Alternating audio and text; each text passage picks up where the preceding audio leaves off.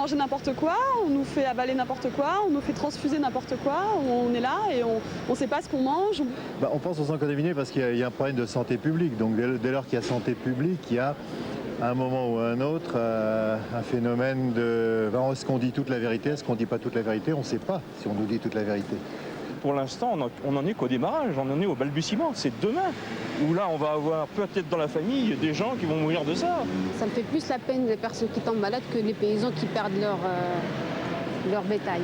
Je crois qu'il y a des intérêts économiques qui sont tellement forts derrière que oui, il y a des lobbies qui sont tellement importants. C'est une histoire de gros sous, quoi, c'est tout. On est imbriqué dans le système et on ne peut rien faire. C'est difficile de faire un procès à l'État, je veux dire, parce qu'on sait très bien que de toutes les manières, ils s'en sortent toujours à bon compte quand on regarde le résultat du sang contaminé. Ce sont les politiques en première ligne qui sont responsables. Ils sont censés savoir tout et savoir gérer et être visionnaires. Or, à mon avis, c'est le contraire. Mais je pense que les Anglais, n'empêche qu'ils nous ont balancé quand même leur merde. Ça, j'en suis persuadée. Parce que tout a démarré de là. Hein. Oui, moi ça me fait peur. J'ai des enfants et ça me fait peur. Je pense que dans les années à venir, on découvrira d'autres maladies liées à d'autres aliments, le maïs transgénique ou autre chose. Donc, je ne change pas mes habitudes alimentaires, vraiment. Bonsoir. Bonsoir. Dans l'affaire de la vache folle, l'inquiétude des consommateurs que vous venez un peu d'entendre, il y a maintenant l'exigence de vérité des familles des victimes. 2 familles et bientôt 3 ont décidé, vous savez, de porter plainte pour savoir si les responsables, qu'ils soient français, britanniques ou européens, ont pris les bonnes décisions à temps, s'ils ont attendu, s'ils ont entendu aussi les avis des scientifiques. Y a-t-il eu vraiment pression des lobbies économiques qui ont imposé leurs décisions sur ceux qui auraient privilégié sans doute la santé? Nous allons essayer ce soir d'y voir clair, bien sûr, avec ceux qui ont exercé ou exercent aujourd'hui des responsabilités politiques, ceux qui, au nom de la science, donnent des informations à ces responsables politiques. Nous irons du côté de la Grande-Bretagne et puis nous entendrons aussi ceux qui, dans des commissions d'enquête parlementaires, aussi bien au niveau européen qu'au niveau français, ont déjà souligné des erreurs et des fautes qui n'ont pas été sanctionnées. Et puis bien sûr, nous serons avec les représentants ou même directement avec les familles des victimes qui nous diront ce soir ce qu'elles attendent de l'action en justice qu'elles ont maintenant engagée. Les familles des victimes, 2 se sont déjà exprimées. Il y a une 3e victime, c'était la première. En 1996, Henri Rodriguez est mort. Il avait 28 ans, début 96, au moment où l'on découvrait aussi des cas mortels en Grande-Bretagne. Et bien pour la première fois, ils ont accepté de s'exprimer. Ercine Lebovitch et Christian Leroux ont rencontré la famille Rodriguez à Lyon. Lorsqu'Étienne Rodriguez a perdu son fils en janvier 96, la forme humaine de la maladie de la vache folle était encore inconnue. Pourtant, c'est bien cette nouvelle variante de Creutzfeldt-Jakob qui a tué Henri. Il avait 28 ans. Et là, j'étais juste avant qu'il soit malade. C'est là que ça a commencé, à peu près? Et à peu près après, un mois après. Et bien, il y avait toujours mal au dos, et ça a duré 3-4 mois, quoi. Et puis, il a été voir le docteur et tout. Ils ont gardé 8 jours, puis on dit, il faut rentrer chez vous. Hein. Votre fils, il a rien, il a une dépression nerveuse. De temps en temps, il avait des myoclonies. Donc, ça descousse. Ça a été le premier signe qui a fait dire, mais on ne sait pas ce que c'est. Est-ce que ça ne serait pas par hasard une maladie de Creutzfeldt-Jakob? Et puis ça allait, puis c'était... Au début, il marchait. Quand il était sur l'hôpital, il marchait un petit peu. Il allait au bureau de tabac, il revenait avec un copain, il était fatigué, ça allait pas. C'est qu'après, il marchait, mais il fallait le tenir pour marcher. On l'a amené aux toilettes, il fallait être 2 pour l'amener. Et après, il ne marchait plus du tout, il ne tenait plus debout. Après, il a un fauteuil roulant. Mais il s'énervait dans ce fauteuil roulant, il s'énervait. Il sautait, il plongeait. Il ne pouvait pas marcher, mais il se lançait. Il ne fallait pas s'approcher parce qu'il donnait des coups de poing. Il restait 3 mois, là. C'est infernal, après. Il prenait des crises. C'est infernal. Et après, il est rentré au mois de juillet, quoi. 9 juillet, il est rentré à l'hôpital, là, puis après, la dernière fois, quoi. Il est plus revenu à la maison. Le 4 janvier 1996, Henri Rodriguez meurt à l'âge de 28 ans. Des cas identiques sont apparus en Angleterre, mais l'information n'arrive que 3 mois plus tard. Lorsque les Anglais ont décrit, lors d'un congrès où assistait le professeur Kopp, on dit voilà, il y a 10 cas qui sont chez des sujets jeunes et qui sont anormaux. Heureusement, M. Kopp était à cette réunion. Il est revenu, il a repris le dossier sur le plan neuropathologique et il a dit mais ça ressemble vraiment à ce cas-là. Et c'est comme ça que le premier cas français a été décrit, a été diagnostiqué. Le 3 octobre 1996, 10 mois après la mort de son fils, Étienne Rodriguez porte plainte pour empoisonnement, une action qui n'aboutira pas. On me croyait, mais on me laissait à moi seul la charge de rapporter une preuve. Une preuve qui n'a pas pu, à l'époque, être rapportée. Je vous rappelle que c'est en 1996 qu'a été démontré le lien entre la maladie et la voie alimentaire. Aujourd'hui, nous sommes plusieurs. 2 familles, la famille Duhamel et la famille Eboli, et la famille Rodriguez. Ces 3 familles vont s'unir dans un même combat, dans une même recherche, dans une même quête de la vérité.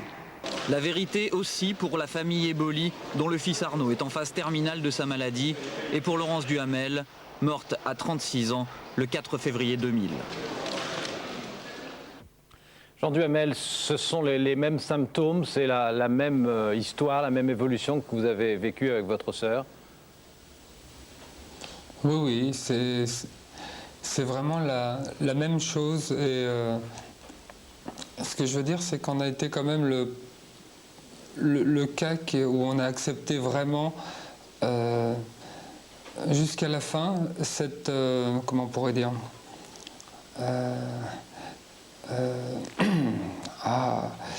ce cas a été répertorié au niveau de la vache folle. Et par rapport à ça, je crois que ce qui est important, c'est qu'il y a vraiment quelque chose, il y a vraiment des responsables. Il faut maintenant, on prend des décisions sur un point de vue politique.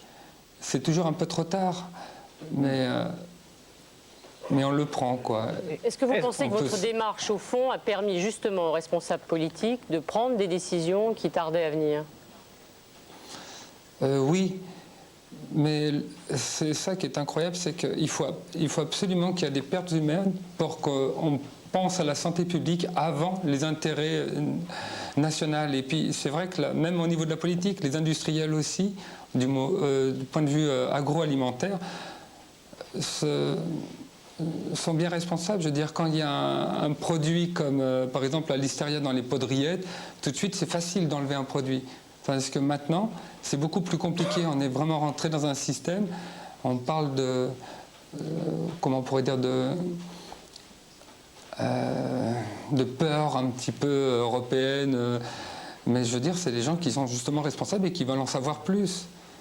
Il faut absolument savoir une vérité. Est-ce que justement, vous avez eu l'impression qu'au fur et à mesure, les médecins auxquels vous aviez affaire, le personnel soignant, vous tenez bien au courant, comprenez vos problèmes aussi, comprenez les questions que vous vous posiez?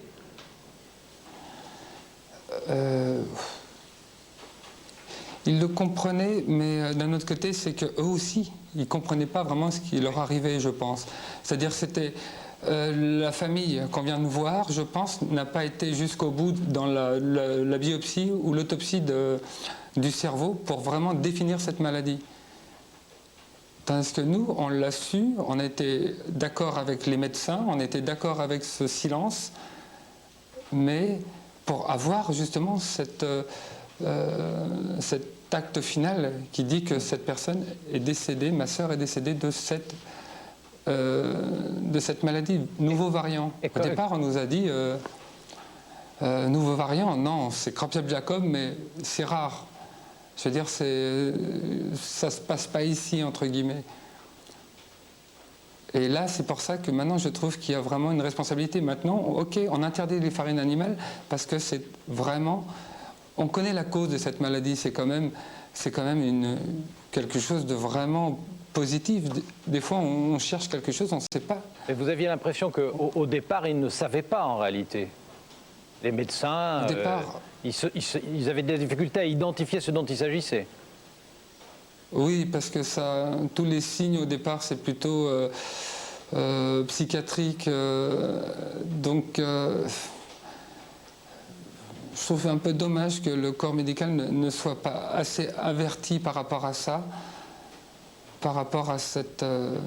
parce que toutes les questions que j'ai pu poser, même qui étaient des fois scolaires au niveau, comment on pourrait dire, des questions.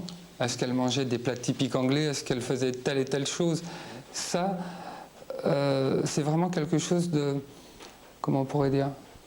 C'était du rapide, c'était... je sais pas, j'ai... Vous avez l'impression de ne pas avoir l'écoute que vous vouliez, ou qu'on ne vous écoutait pas comme vous pensiez qu'on devait le faire, ou bien qu'on n'attachait peut-être pas la même importance aux mêmes choses que vous au même moment?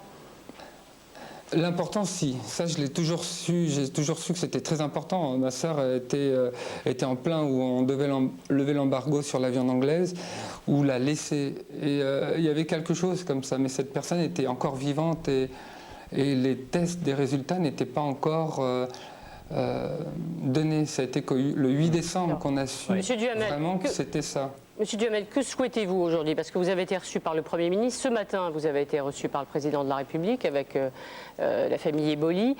Qu'attendez-vous maintenant, à la fois des autorités et puis, j'allais dire, directement? Est-ce que vous voulez des aides, une assistance, une indemnisation et au-delà, en plus, si j'ose dire, la vérité? Oui, ce que j'aimerais, c'est que, et ça arrive maintenant, c'est que l'éthique maintenant actuelle, aujourd'hui, c'est pour ça qu'à mon avis on est tous là, c'est que la santé publique prend le dessus d'un pouvoir d'industriel, d'intérêt, d'économie et de la politique. Mais il a fallu en arriver là, il a fallu que des dossiers se fassent, il a fallu retrouver un avocat pour qu'on puisse vraiment se dire que non, on ne peut pas jouer avec la vie des gens.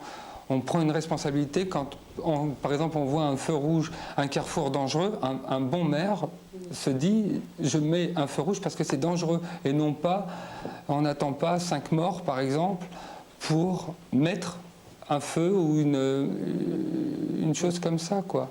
Monsieur Duhamel, vous restez avec nous et puis vous interviendrez évidemment dans l'émission quand vous le souhaitez.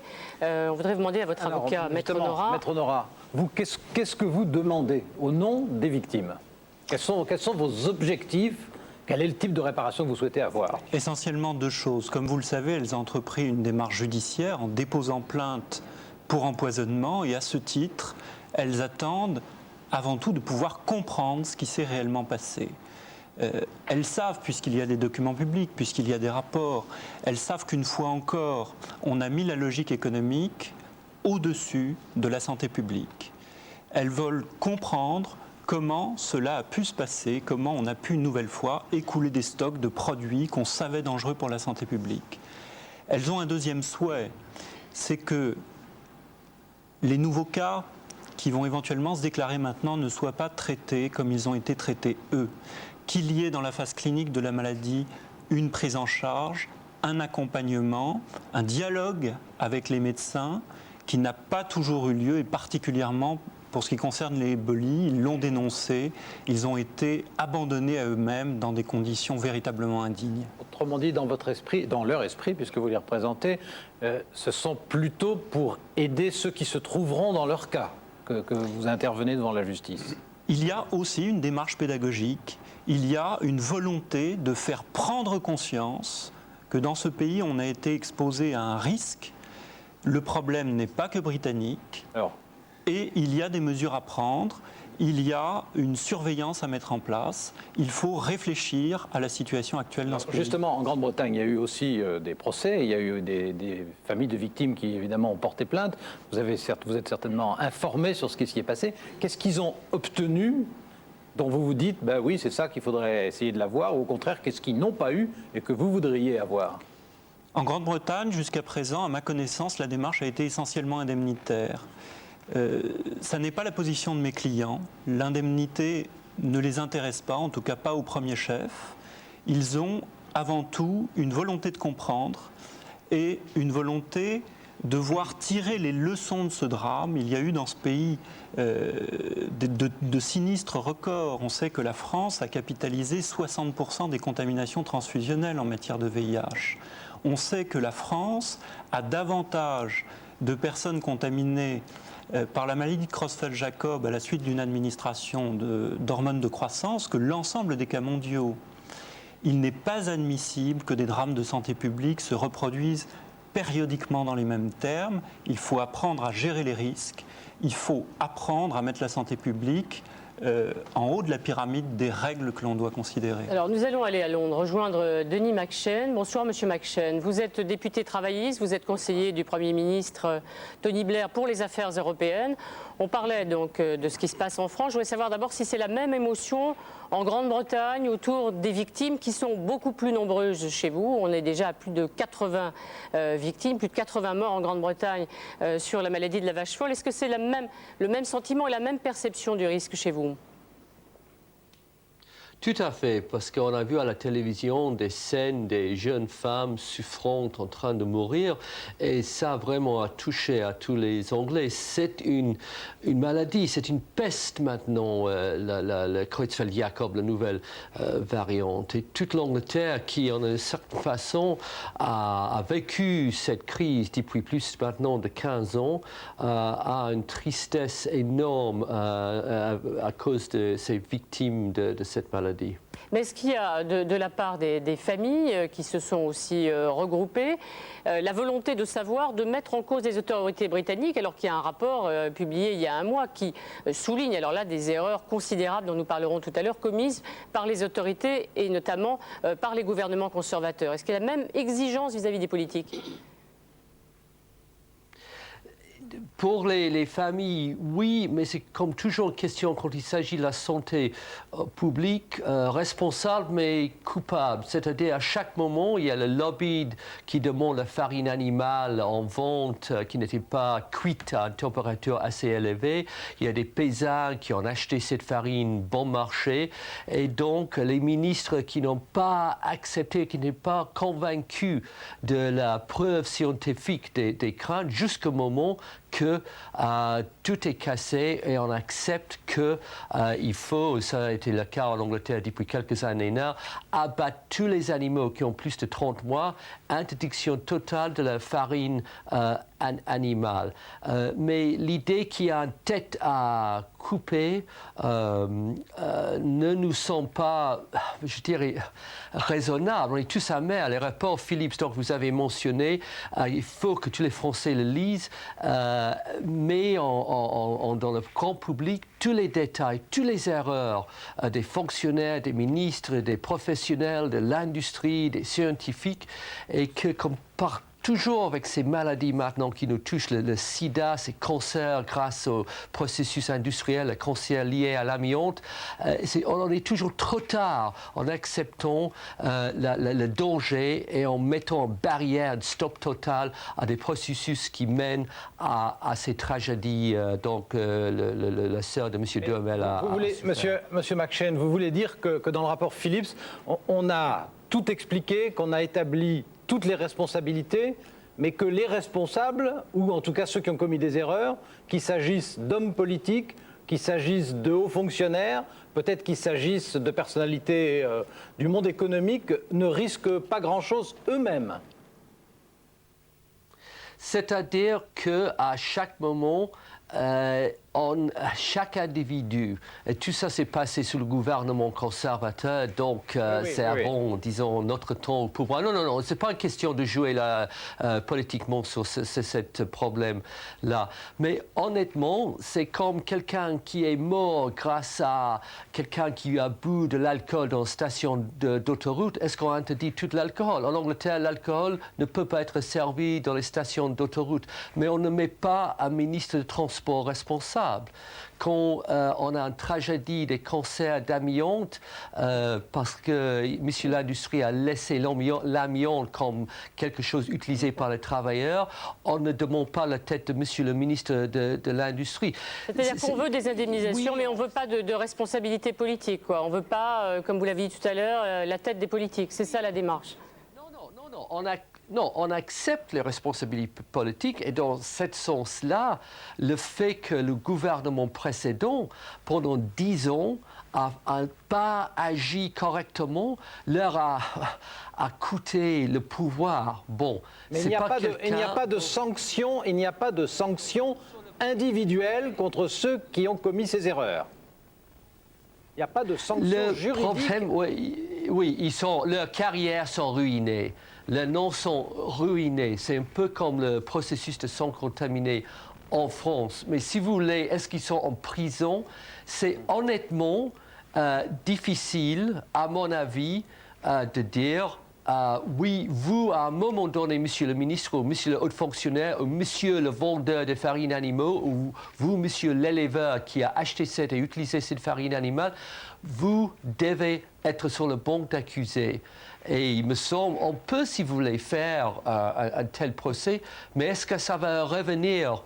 Est-ce que ça va faire revenir ceux qui sont morts? Ce qui est important, et ce que nous tâchons de faire maintenant en Angleterre, c'est de mettre en place les mesures qui empêchent totalement que cette horrible maladie puisse se reproduire. Et ce que nous faisons, un énorme coût, on a détruit presque notre industrie. Vous nous appelez les roast-beef, n'est-ce pas? Et nous avons tué presque notre industrie de bœuf, mais on a payé énormément, des milliards de francs en compensation, mais c'est nécessaire pour que le bœuf qui reste en Angleterre ait à manger. Alors François Patria, oui, justement. Bon, vous êtes le nouveau secrétaire d'État à la consommation, c'est donc vous qui êtes maintenant en charge des Français inquiets. D'abord, qu'est-ce que vous avez envie de dire aux familles des victimes? Qu'est-ce que vous pouvez leur donner comme encouragement et quelles leçons vous pouvez en tirer? D'abord dire que devant la hauteur de leurs propos et la façon dont ils sont exprimés avec dignité, en disant leurs revendications, en disant leur tristesse, je crois que nous sommes tous ici profondément émus. Et leur dire à eux que les pouvoirs publics, mais l'ensemble des participants partagent aujourd'hui leur chagrin. En second lieu, les pouvoirs publics ont à gérer le risque, ils ont aussi à gérer la perception du risque. Que ces familles aujourd'hui souhaitent connaître la vérité est tout à fait légitime. Et en aucun cas, les pouvoirs publics ne s'opposeront à la recherche de cette vérité. De là, à par avance, désigner des coupables ou de jeter des anathèmes, ce n'est pas le propos.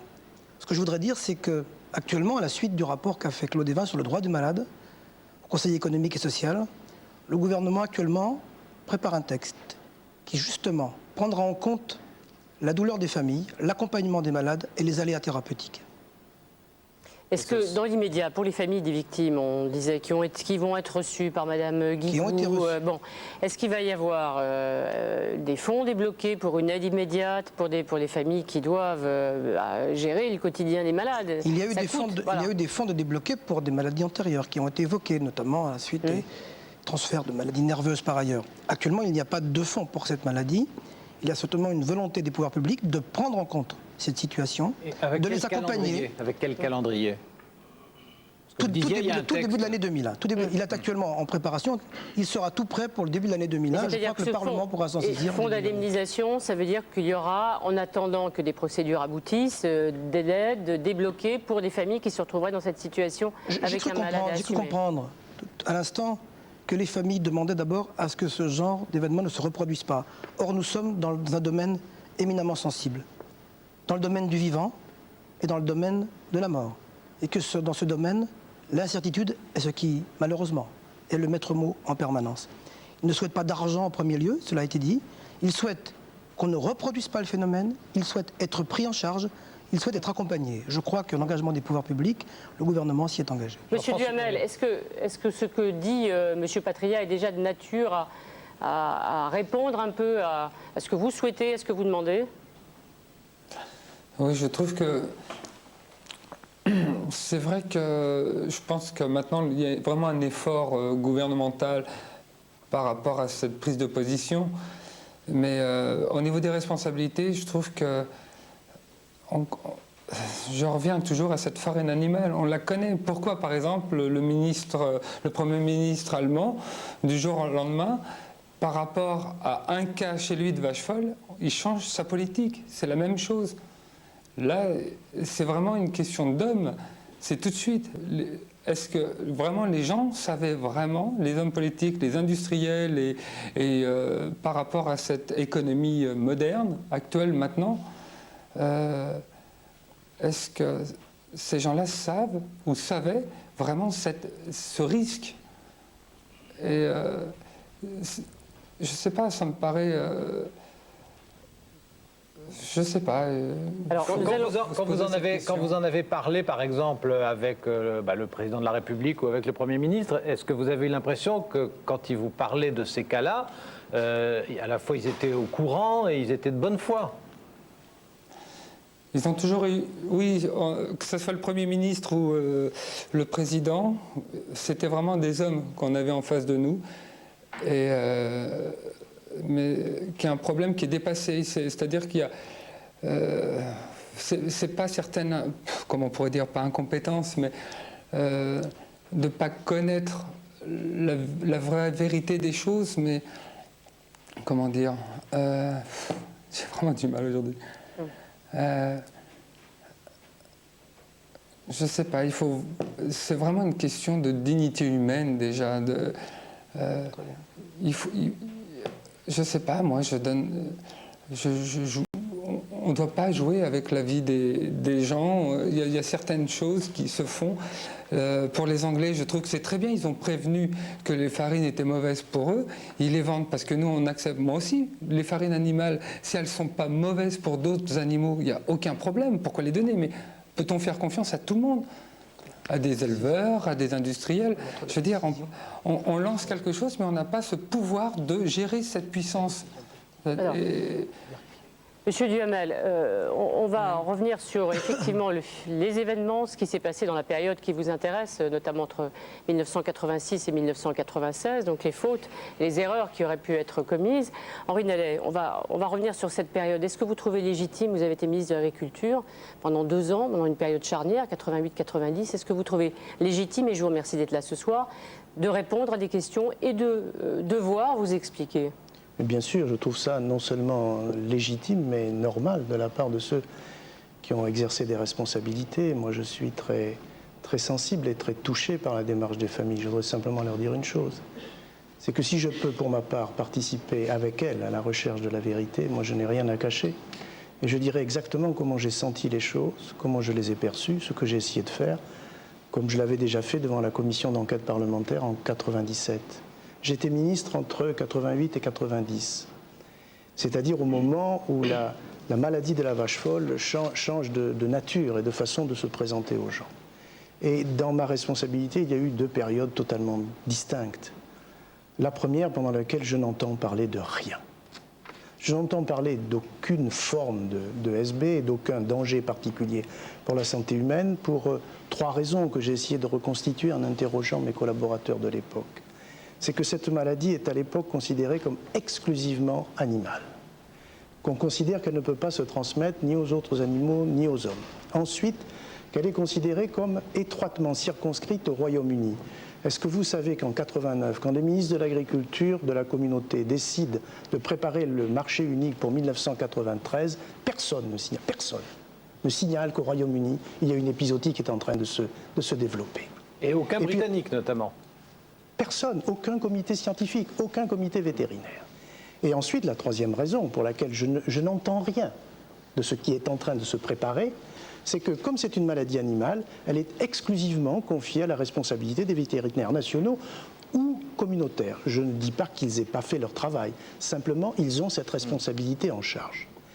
Et ça n'est qu'en mai 90 que je me saisis du dossier parce que on a découvert dans la presse britannique 2 articles qui indiquent que des chats auraient pu peut-être être atteints d'une forme de la maladie qui s'apparente à celle de la vache folle. Et alors, à ce moment-là, avec mes collaborateurs directs, nous avons un débat qui dure quelques jours, qui est assez dur, assez difficile, dont j'ai gardé un souvenir très précis, où il nous apparaît que le risque, l'hypothèse de ce franchissement de la barrière des espèces, comme on dit à l'époque, nous impose de prendre des mesures très dures, et en particulier d'essayer de prendre des mesures susceptibles de dire à l'ensemble de la population Nous avons conscience d'une difficulté, nous prenons des mesures et c'est à ce moment-là qu'on fait la crise avec le Comment est-ce que vous expliquez que dans la première phase, personne, aucun scientifique, personne n'ait pu simplement vous informer ou avoir conscience de ce qui existait? Parce que j'ai relu les textes de l'époque, parce que j'ai relu les bulletins de l'Académie du vétérinaire, qui n'étaient pas la lecture quotidienne du ministre, je vous l'assure. Et à ce moment-là, il y a très peu de gens qui attirent l'attention sur cette maladie. Et quand on attire l'attention sur cette maladie, on a des avis d'experts totalement contradictoires, qui vont dans tous les sens. Moi, j'ai un souvenir très précis.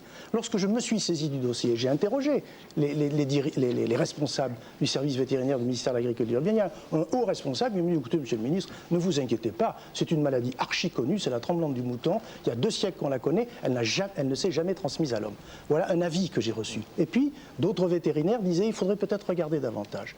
Et là, il y a un premier point sur lequel moi je veux mettre le doigt, c'est qu'à cette époque-là, d'abord nous étions dans le brouillard et il n'y avait pas de véritable recherche, sauf 1 ou 2 équipes, dont une des représentantes est ici, qui faisait ce travail. Et il a fallu un temps très long pour que l'on dégage des moyens, aussi bien en France qu'au niveau communautaire, pour investir dans cette recherche et pour connaître cette maladie, dont aujourd'hui encore, on connaît que peu de choses.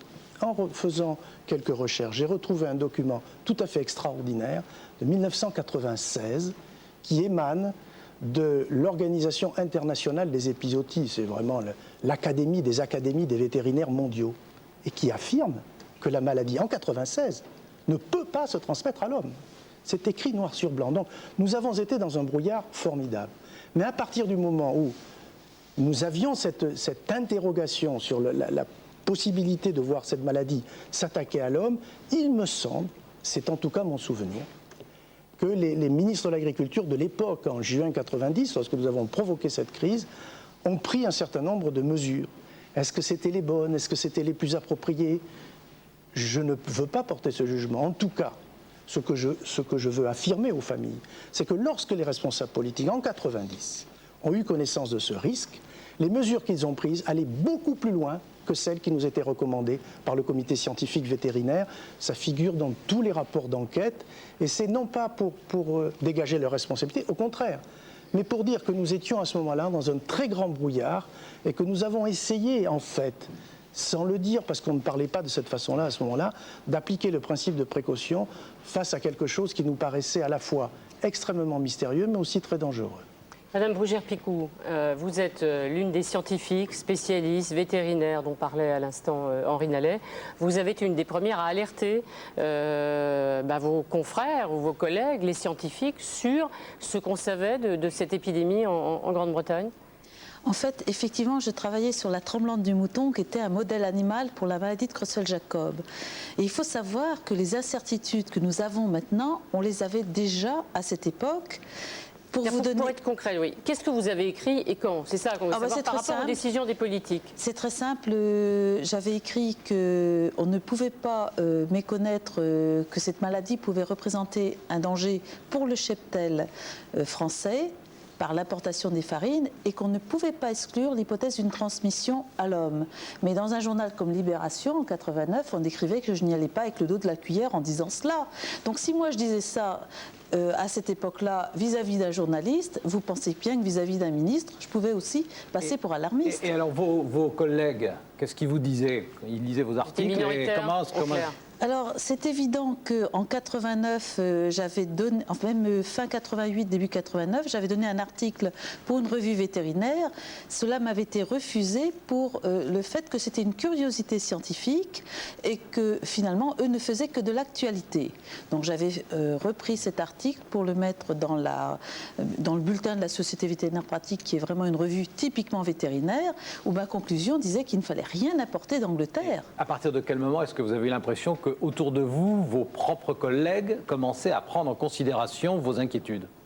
Je crois qu'il a fallu le cas du chat français, qui a montré qu'effectivement, l'agent bovin pouvait passer des barrières d'espèces. C'est ce que disait à l'instant M. Nallet sur le chat qui... Oui, le cas du 10 mai 90 a été... 10 mai 90. Vraiment la prise de conscience du risque. Je le confirme, c'est vraiment à partir de là que je prends en main ce dossier et que j'y travaille pendant les 5 mois où je suis encore ministre en 90. Il faut dire, M. Nallet, il y a eu plusieurs mesures. On va revoir un peu la chronologie. Ce qu'on n'a jamais compris, c'est pourquoi les Britanniques interdisent pour leurs bovins les farines animales, parce qu'ils savent qu'effectivement elles sont dangereuses, et pourquoi on continue à les exporter. Les Britanniques les exportent, et donc forcément les fabricants européens et français les achètent. Et donc on les donne à manger au bétail. Pourquoi on continue? Je crois que là, il faudrait avoir à la fois le point de vue des Britanniques et puis aussi le point de vue des contrôleurs. Parce que je crois que sur ce sujet, sur ce point qui est très important, il me semble que dans notre recherche de la vérité, nous devons distinguer dans le système de gouvernement deux moments ou deux systèmes. Il y a d'abord la prise de décision. Est-ce que les décisions qui ont été prises sont les bonnes? Ça, c'est un premier débat.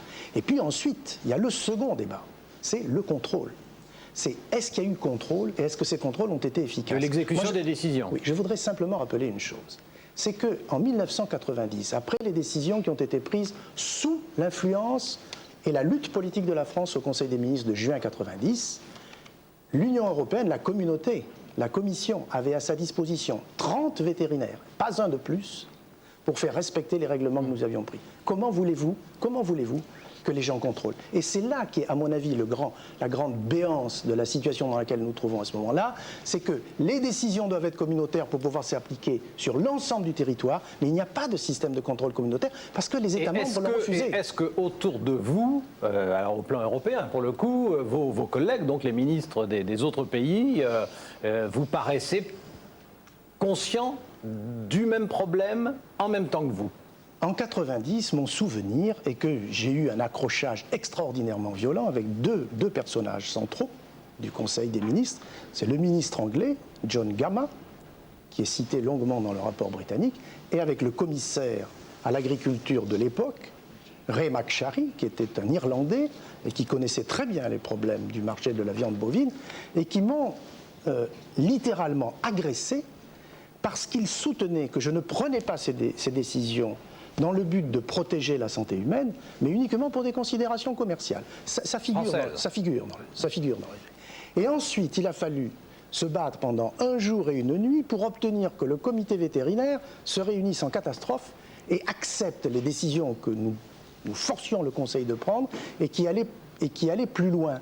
J'ai donc eu le sentiment à ce moment-là que non seulement il fallait pousser une porte qui n'était pas facile à faire fonctionner, et ensuite j'ai pu constater, comme d'autres... Et comment est-ce que vous expliquez leur réaction? Est-ce que c'était ignorance? Est-ce que c'était parce qu'ils pensaient eux aussi à des intérêts nationaux? Moi, je serais prudent. Autour de la table du Conseil à Bruxelles, en général, on défend des intérêts nationaux. Là, ce que nous avons été quelques-uns à essayer de faire dans ce Conseil, c'est de dire, et là aussi le compte-rendu du Conseil en témoigne, parce qu'il y a les minutes de ce Conseil, que la santé humaine était en jeu et qu'on devait donc essayer de passer par-dessus les intérêts nationaux. Là-dessus, moi j'ai été suivi, je veux le dire, j'ai été suivi par le ministre allemand et le ministre danois. Nous avons été 3 ministres à pousser dans ce sens à ce moment-là. Alors, Jean-François Métayer, on va parler, pour aller un petit peu plus loin, mais je voudrais qu'on reste d'abord sur cette période de 90. Vous êtes l'auteur du rapport d'une commission d'enquête parlementaire qui a travaillé après une autre crise que l'on évoquera tout à l'heure. Il y a avec nous M. Bogueux, qui est, lui, président d'une commission d'enquête du Parlement européen. Vos conclusions et les fautes que vous avez soulignées sont tout à fait convergentes, on va en parler. Je voudrais qu'on reste sur cette période. Les Britanniques interdisent leur farine chez eux, on est en 88, jusqu'au moment où en 90, on lève les premières mesures. Il y avait un embargo sur les viandes britanniques, on lève après le Conseil. Qu'est-ce qui s'est passé et qui est responsable? Monsieur Nallet dit j'ai poussé les autres. Est-ce que déjà on peut sentir qu'à la Commission et que dans le Conseil, il y a les Britanniques qui bloquent tout? Alors, je suis médecin. Et j'ai commencé à m'intéresser à cette affaire en 1996, lorsque le ministre britannique a annoncé qu'il pouvait y avoir, à l'origine de maladies humaines, la maladie bovine. Et à ce moment-là, j'ai souhaité la création d'une mission d'information, et je le dis en toute modestie, je n'avais aucune compétence dans le domaine de l'élevage, de l'agriculture et la filière bovine. En revanche, pendant 6 mois, je crois que nous avons entendu toutes les personnalités capables de nous éclairer. Et j'ai découvert des choses hallucinantes. que j'ai ici soigneusement marqués pour qu'au cours de notre discussion, on puisse revenir sur des faits. Car vous avez raison, il faudra revenir dans un instant sur 89-90, mais il faut savoir qu'en 1990, au moment où justement on met le doigt sur le rôle des farines britanniques dans l'affection, eh bien on cesse tout contrôle en Grande-Bretagne. On cesse absolument tout contrôle. Et le commissaire européen à l'agriculture, M. Fischler, le dit, c'est probablement une de nos erreurs. Et alors j'ai essayé de savoir pourquoi, et voilà ce qu'on me dit.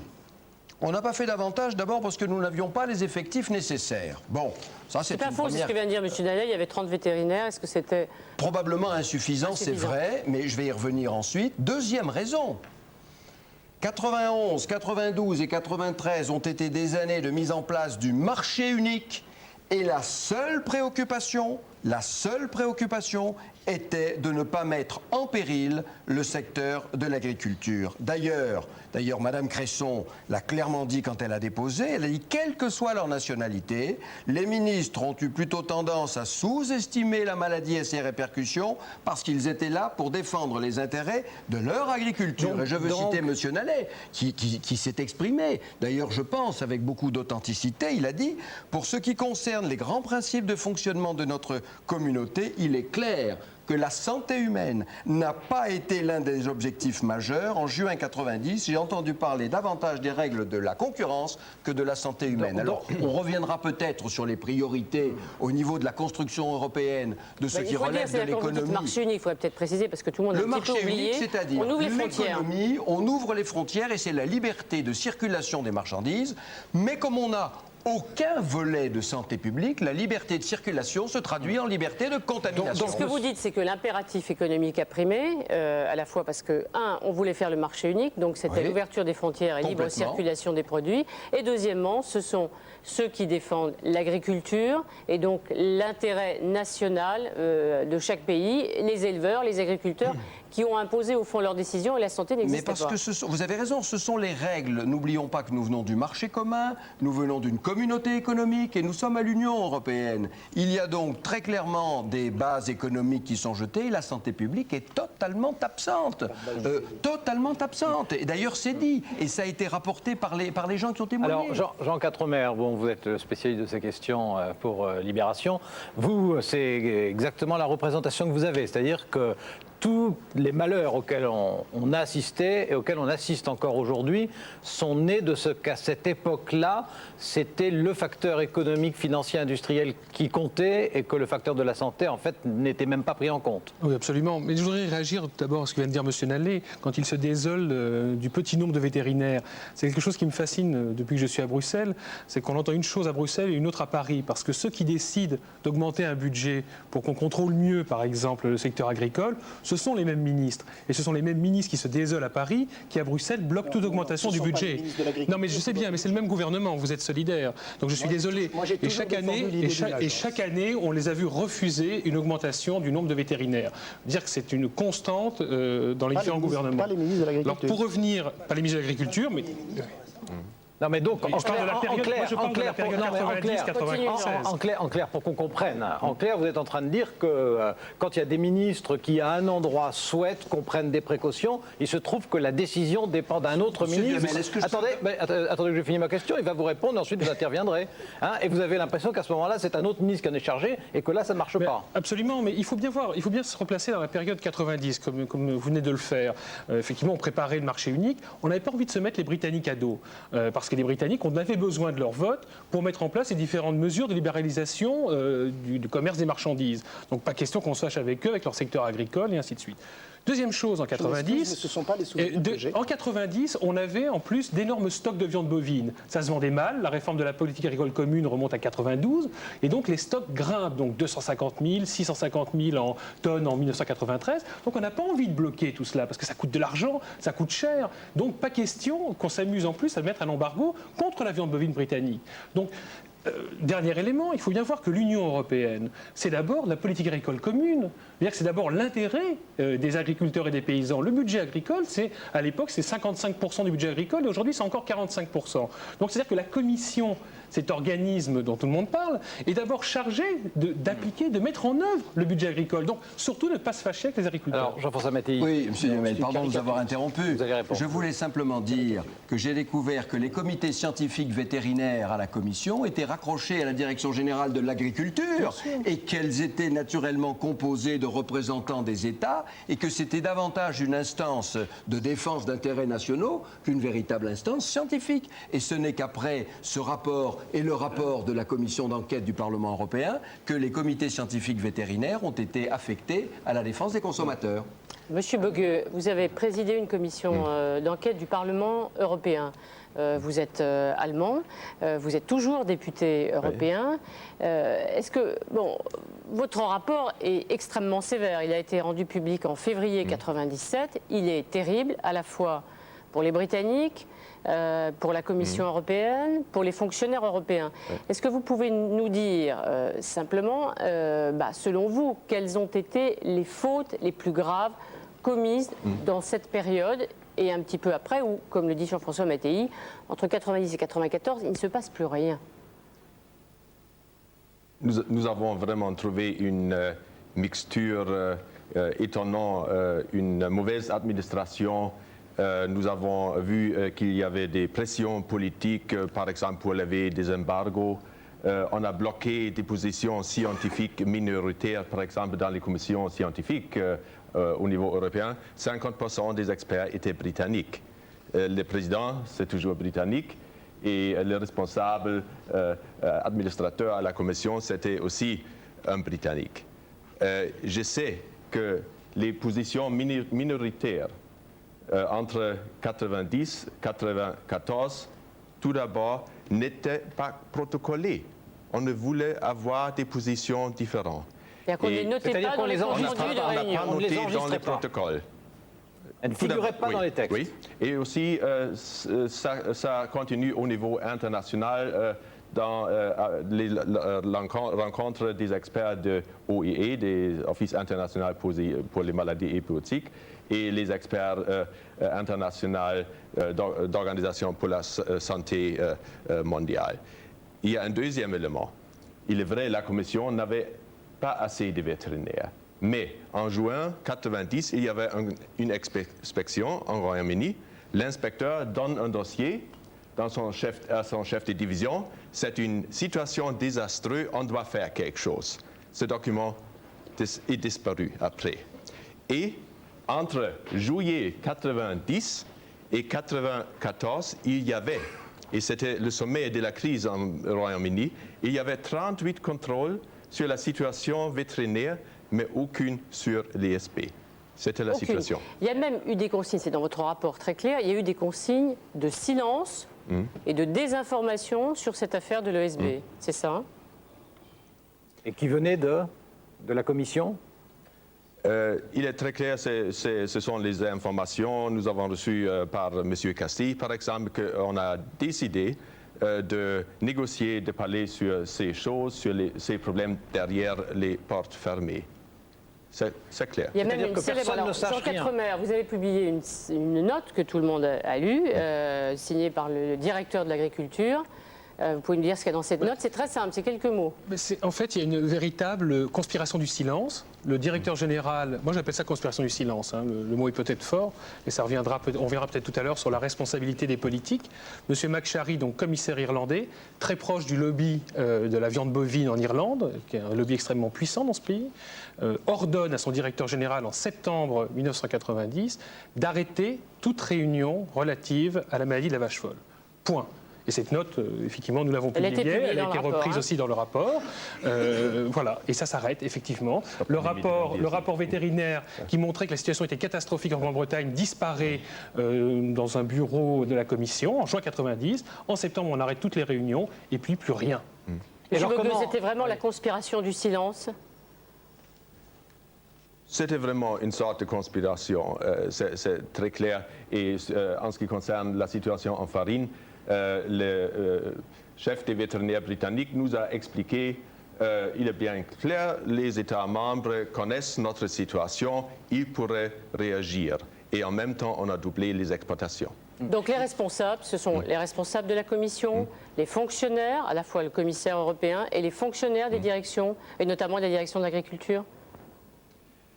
Je voudrais dire 60% de la responsabilité totale, c'est l'administration, les responsables britanniques, et 40% la Commission européenne, mais aussi le Conseil. Par exemple, on ne peut pas attaquer seulement le Conseil des ministres pour l'agriculture. Si vous lisez les protocoles du Conseil pour la santé publique, on n'a pas très souvent discuté sur ce sujet. Et est-ce que, à votre avis, un pays ou quelqu'un s'est bien comporté à ce moment-là? Parce que là, vous nous expliquez toutes les erreurs très graves qui ont été commises, criminelles souvent. Mais est-ce qu'il y a un pays ou un ministre ou un commissaire européen dont vous vous dites, bah, lui, il a bien fait son travail?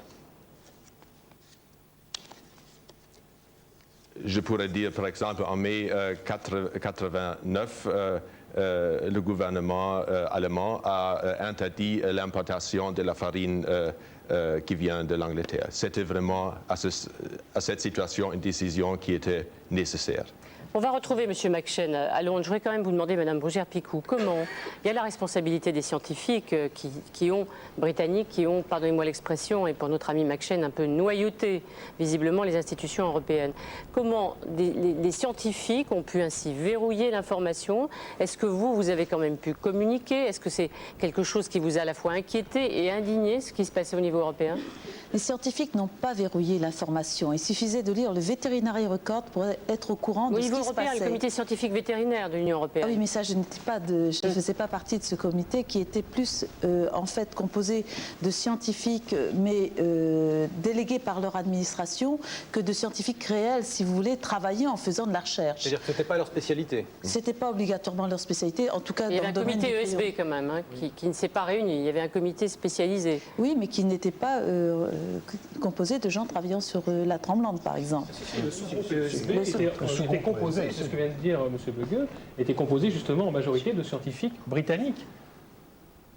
Oui, mais c'était des spécialistes. C'était les gens officiels, c'était Weybridge, il y avait en fait des gens qui n'étaient pas, enfin pour la France, des chercheurs concernant la Tremblante, que je sache.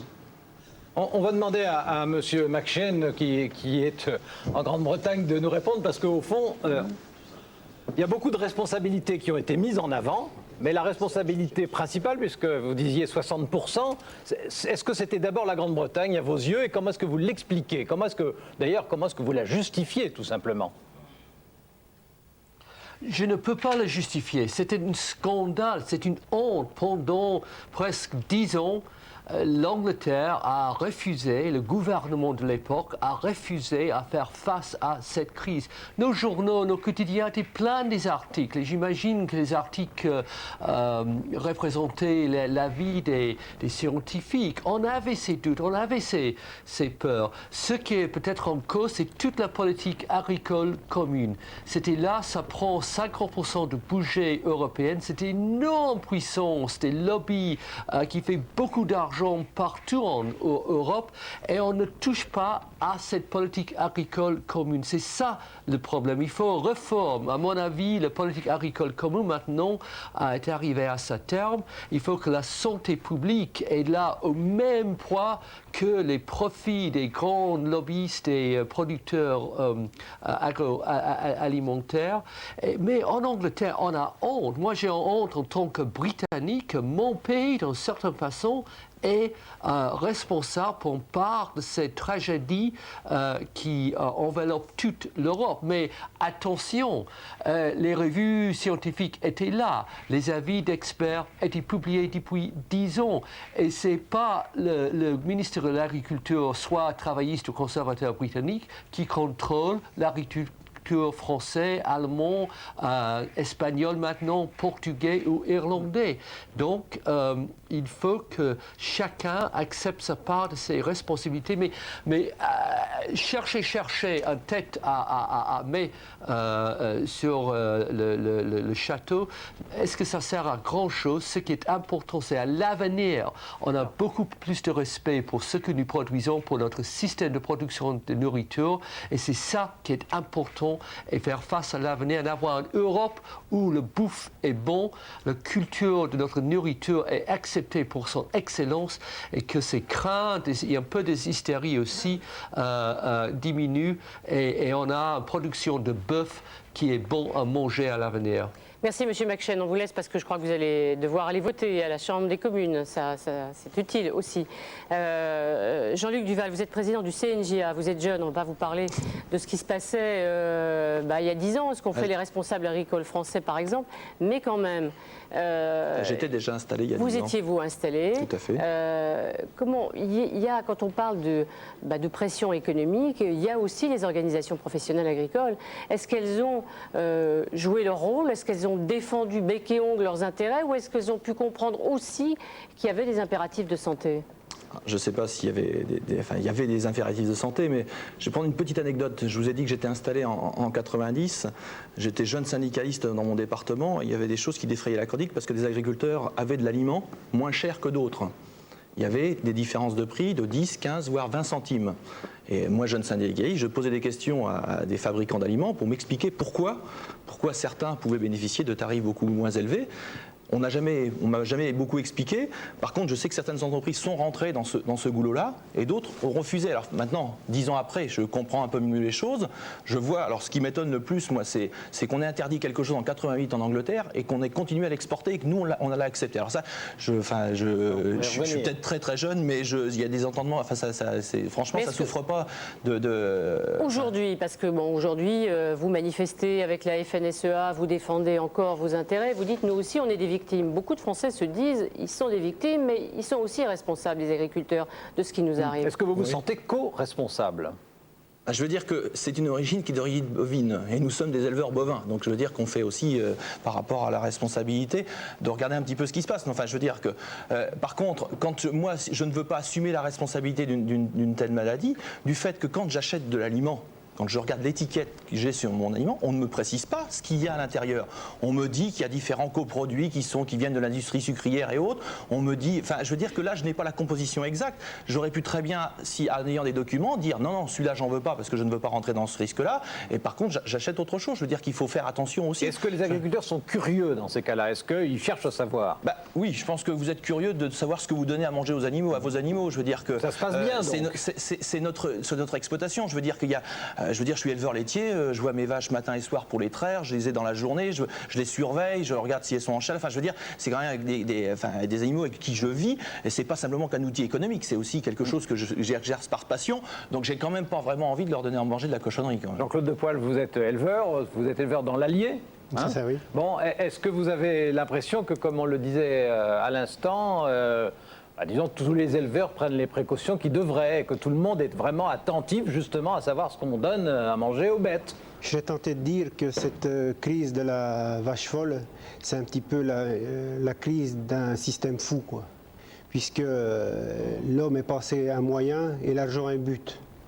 Et en 86, alors que se déclarait le premier cas de SB en Grande-Bretagne, l'Europe acceptait le diktat des États-Unis et un quota de surface en soja. Il se privait d'une protéine végétale et devenait dépendant des États-Unis et de Chicago au niveau des cours du soja. Et c'est là que démarre, à mon avis, la vulgarisation des farines de viande chez les fabricants d'aliments qui jouaient au yo-yo en incorporant plus ou moins de farine au gré de la bourse de Chicago. Vous, comment est-ce que vous faisiez? Comment? Vous concrètement, comment Disons vous faisiez? que nous, à chaque fois qu'on a les éleveurs de base, les syndicalistes de base dans les départements, à chaque fois qu'on a essayé de montrer du doigt ces dysfonctionnements, que ce soit au niveau des farines de viande, au niveau des importations frauduleuses de viande, au niveau de tous les trafics, y compris des hormones d'ailleurs, qui vont nous péter à la figure d'ici peu, à chaque coup on nous disait « taisez-vous, vous êtes en train de salir le métier ».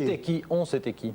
Mais c'était les organisations professionnelles nationales. Il faut appeler un chat un chat. C'est-à-dire quoi? C'était pour appeler un chat un chat? C'était la FNSEA? Y compris la FNSEA, il ne faut quand même pas oublier qu'en 86, le ministre qui a accepté le diktat des États-Unis s'appelait François Guillaume, qui est un ancien président de la FNSEA.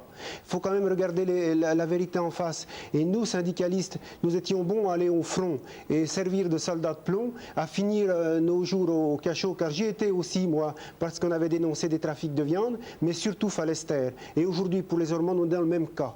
Donc, de temps en temps, regardons nos responsabilités en face et acceptons la vérité des choses. Moi, je ne suis pas d'accord de mettre les scientifiques au premier chef des responsables. Moi, je dis, il y a eu des grandes orientations européennes de prise, et la crise de la vache folle, c'est peut-être écrit dans les années 60, au moment de la lecture de la première loi d'orientation, où on orientait l'agriculture vraiment vers le productivisme qui a été finalement le déclencheur de toutes ces dérives.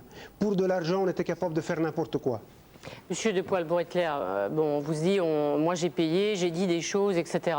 C'est-à-dire qu'en gros, on savait quand même, et certains de vos collègues, bon. Et ça, on ne peut pas dire aujourd'hui, on ne savait pas. Moi, j'ai eu en main la note de 90 que vous avez dans les mains, et elle dit à la fin, il vaut mieux organiser la désinformation, dire que la presse exagère. C'est ça, c'est les propres termes de cette note. Alors quand même, quand 10 ans après, on nous dit on ne savait pas, on était dans le brouillard, moi je trouve ça un peu gros, quoi. Le Premier ministre en 86, il s'appelait Jacques Chirac.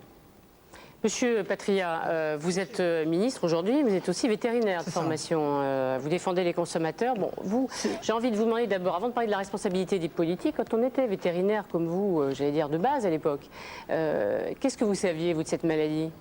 J'étais pas vétérinaire à l'époque, j'étais déjà député. Déjà député. Mais ce que je sais, c'est que depuis que je suis élu, je sais que depuis que je suis élu, j'ai toujours mis en garde le monde agricole contre ce schéma productiviste, pour lequel les agriculteurs ne sont pas tous responsables, complètement responsables. On les y a aussi conduits par ailleurs. Et que ce schéma productiviste consiste à produire plus pour payer plus et avoir moins de revenus, aboutissait à ce système. Je me souviens de ce débat en 81, avec les quotas et les prix différenciés, où nous voulions arrêter cette course-là, où les syndicats majoritaires nous l'ont refusé. Ce schéma aujourd'hui est remis en évidence à travers les crises à répétition, crises alimentaires auxquelles les Français sont sensibles. Mais ce que je veux dire, c'est que ce qui est dénoncé là, eh bien au moins ce débat a des vertus pédagogiques, et il en a eu déjà, dans la mesure où aujourd'hui le choix que nous faisons, c'est le choix de l'indépendance scientifique et de l'analyse, c'est le choix de la transparence, et c'est aussi parfois des mesures courageuses, telles que celles qui ont été reprochées à d'autres gouvernements antérieurs. Je prends deux exemples. La France, en 1999, a été la seule à maintenir l'embargo sur les viandes britanniques. La France a été la première à mettre en place un grand programme de dépistage avec 48 000 tests, qui aujourd'hui sont pour cause des difficultés que nous rencontrons, parce que c'est la franchise, parce que ça n'est plus l'opacité.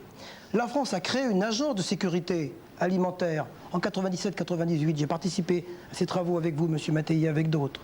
Avec un comité indépendant à côté, la France consulte, et la France n'a jamais, le gouvernement a toujours pris des décisions en fonction des recommandations scientifiques qui étaient sans jamais tarder. Je crois que dans ce domaine, et dans les dernières mesures qui sont prises, nous avons souhaité tripler les crédits de la recherche sur le prion et mettre en place les moyens de contrôle efficaces et de recherche à travers le recrutement de 300 vétérinaires par ailleurs. Donc je crois qu'aujourd'hui, la transparence, la volonté de comités scientifiques indépendants, la consultation et la décision politique immédiate. Vous nous dites ce soir, quoi qu'il arrive, l'AFSA est totalement libre de donner, on attend cette semaine d'ailleurs un avis scientifique sur la transmission éventuelle par le sang. Vous dites l'information sera donnée, même si c'est difficile, même si ça ne participe pas à calmer les esprits. Même si c'est désagréable et même si ça vous dérange. Complètement, et vous croyez que aujourd'hui, le fait que surviennent des cas à répétition, jour après jour, nous transmettons tout intégralement de façon à réagir à l'instant T et efficacement.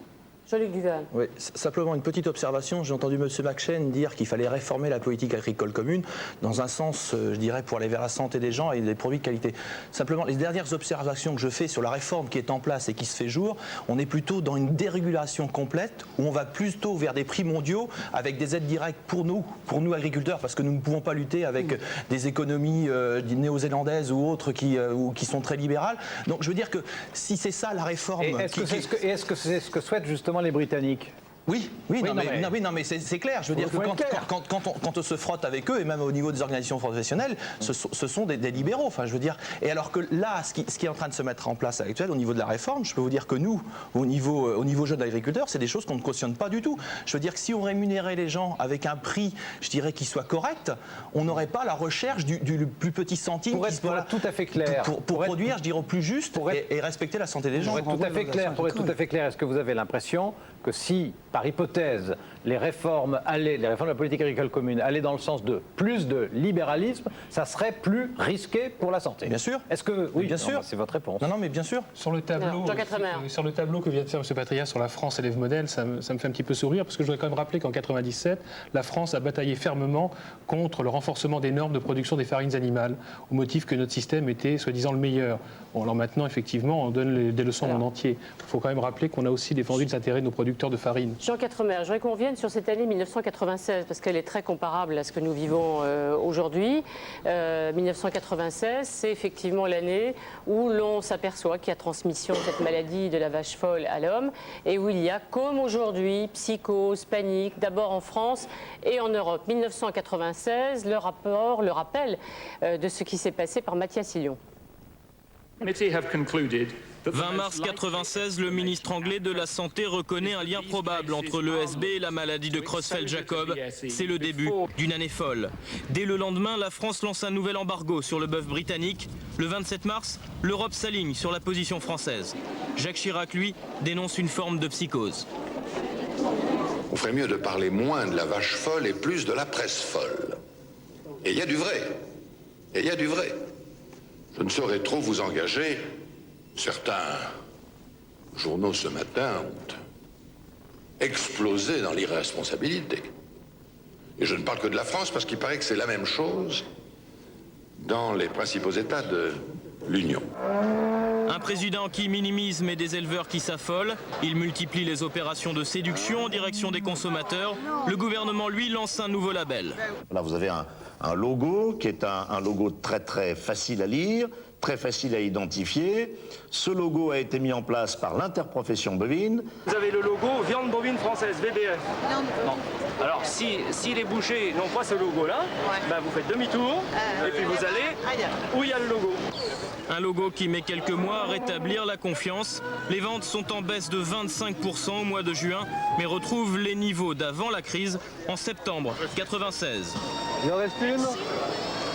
Pendant ce temps, l'embargo sur le bœuf britannique empoisonne les relations européennes. Le ministre britannique des Affaires étrangères n'hésite pas à utiliser la menace. Quand un cadre stratégique sera adopté pour un abandon de l'embargo, alors notre politique de blocage de l'Union cessera. 3 jours plus tard, au Conseil européen de Florence, les 15 s'entendent sur une levée progressive de l'embargo. Mais les Britanniques mettent encore 3 ans à proposer un plan d'abattage satisfaisant. L'embargo est totalement levé le 1er août 1999. Ce n'est pas vrai, évidemment, en ce qui concerne la France. On dit embargo levé, mais François Patria le rappelait à l'instant, l'embargo décidé par la France, lui, est toujours maintenu.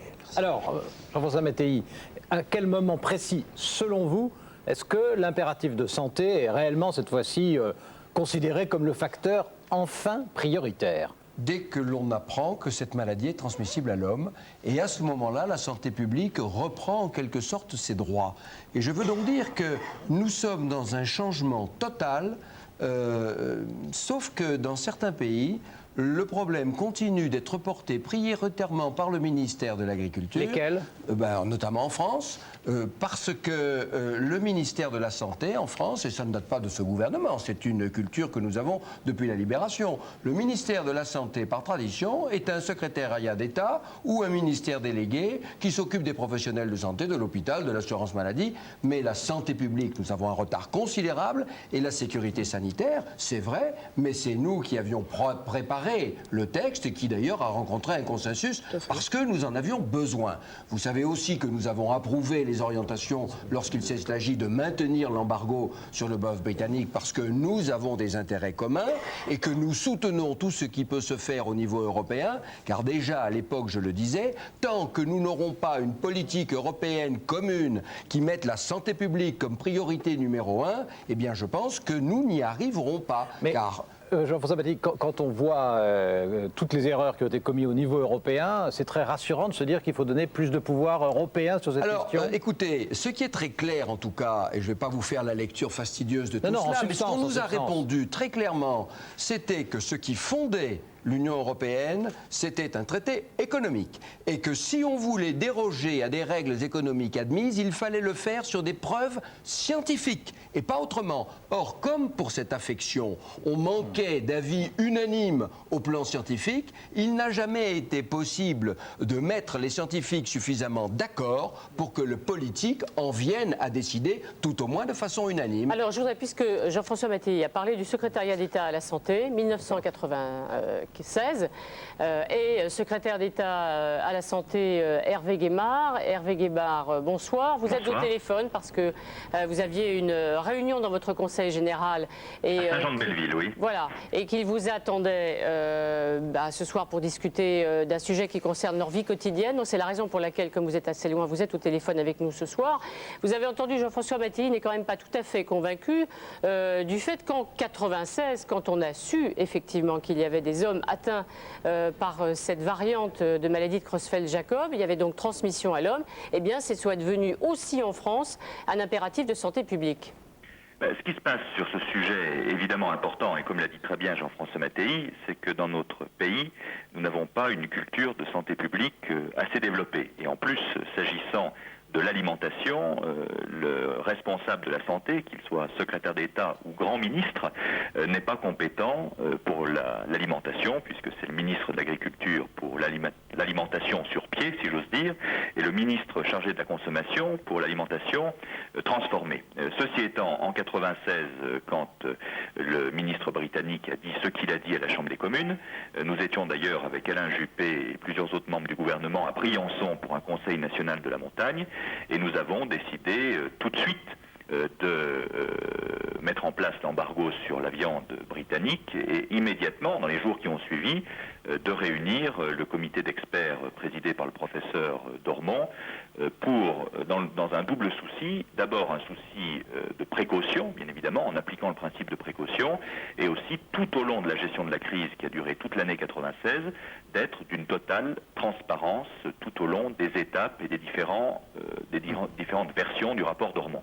On voit bien, Hervé Guémard, que quand même, c'est bien Philippe Vasseur qui gère le dossier intelligemment et habilement d'ailleurs, parce qu'il y a ce label viande française dont tout le monde se souvient, qui a un peu rassuré les consommateurs français, mais c'est lui qui est au premier plan, c'est pas vous. Oui, je suis complètement d'accord avec vous, mais ceci étant, nous avons géré la chose de manière interministérielle sous l'autorité d'Alain Juppé, et je puis vous dire qu'à aucun moment, dans les conseils interministériels auxquels j'ai participé, la dimension santé publique a été négligée. Et à aucun moment, je ne peux dire, parce que ce serait faux, que mon collègue ministre de l'Agriculture n'a pas tenu compte des considérations de santé publique.